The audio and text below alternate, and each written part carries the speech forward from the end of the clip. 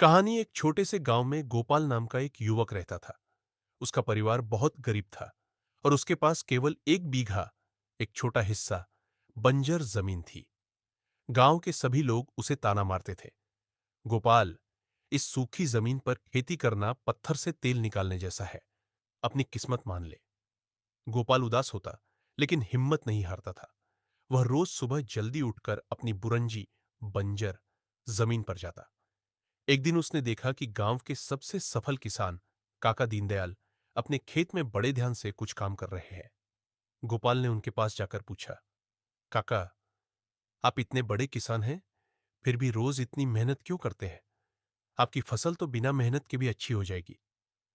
काका दीनदयाल ने मुस्कुराते हुए गोपाल को एक छोटा सा बीज दिखाया।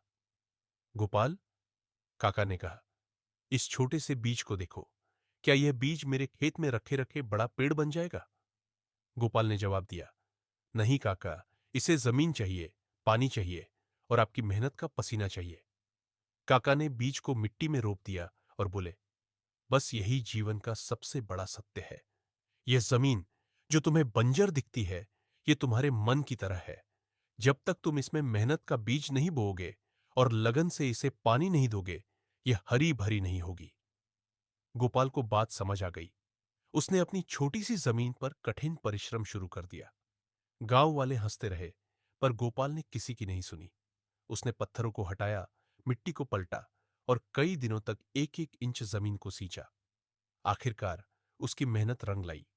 कुछ महीनों बाद जहां कभी बंजर भूमि थी, वहां हरे भरे पौधे लहलहाने लगे। गोपाल की फसल आसपास के खेतों से भी अच्छी हुई। गांव वालों को अपनी गलती का एहसास हुआ। सबने आकर गोपाल से पूछा, तुमने यह चमत्कार कैसे किया? गोपाल ने कहा, यह चमत्कार नहीं, यह मेहनत का पौधा है, जिसे काका दीनदयाल ने मुझे बोना सिखाया। किस्मत दरवाजे पर बैठी रहती है, पर उसे खोलने के लिए मेहनत की कुंजी चाहिए।